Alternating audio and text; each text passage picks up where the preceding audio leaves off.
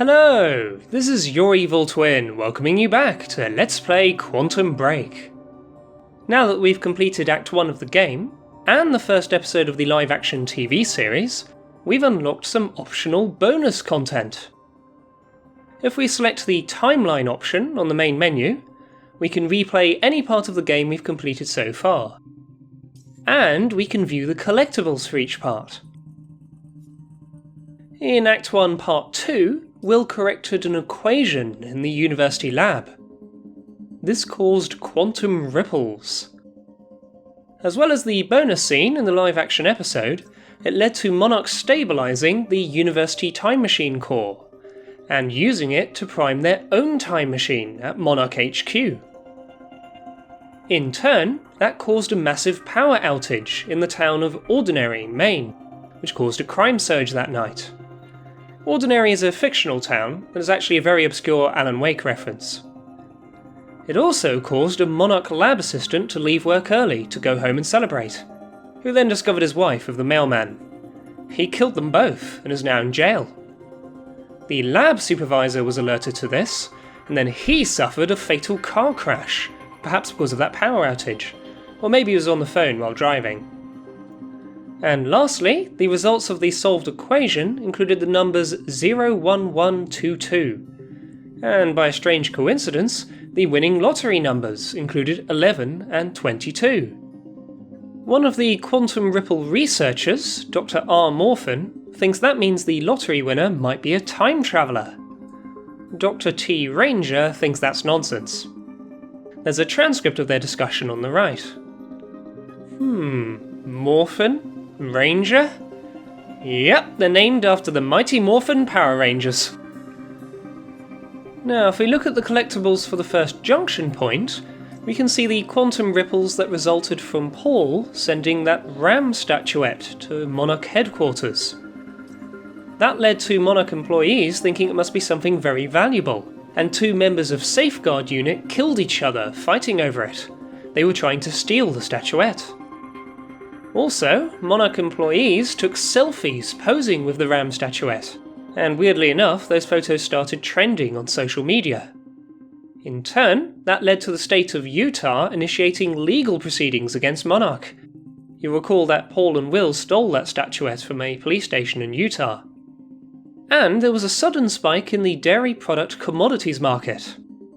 That may seem a bit random and unconnected, but the researchers of some kind of chronon tech that detects minor fluctuations in the Jack-Joyce field, and an automated process that matches those fluctuations to real-world events, letting them track seemingly unconnected things that are actually consequences of a particular action.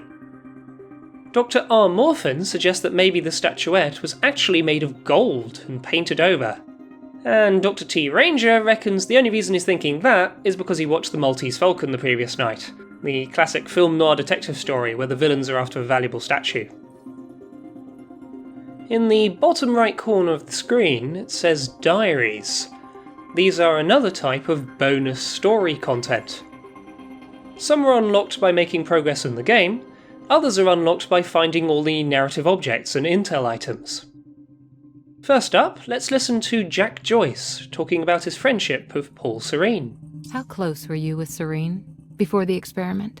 He'd been looking out for me ever since we were kids. When my parents passed away, Paul's family made sure I got back on my feet. You know, Will wasn't around much.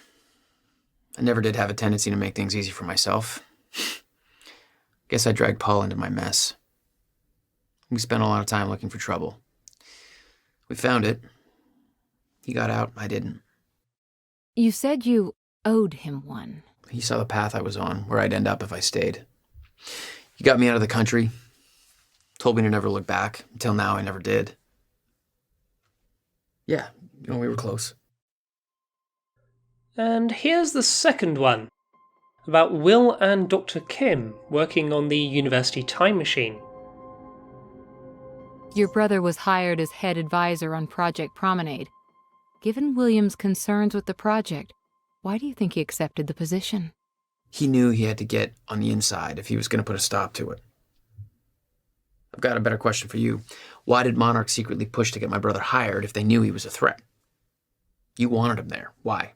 That is simply untrue. Monarch invested heavily in the university experiment. It made sense to offer our own Cronin researcher, Dr. Kim, as the lead developer on the project. Kim's death was a tragedy for us all. But when he passed, we... Don't play games with me.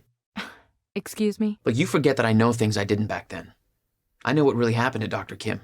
What exactly are you inferring? You want me to tell the truth? Then it goes both ways. Interesting. What did happen to Dr. Kim? Now let's listen to the first diary of Beth Wilder, getting ready to help Jack at the university.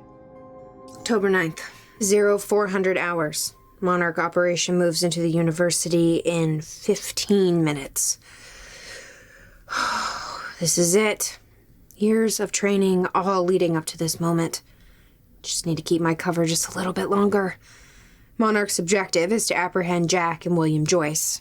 Alive, if possible. If what she told me is true, then this operation is going to end in a shitstorm.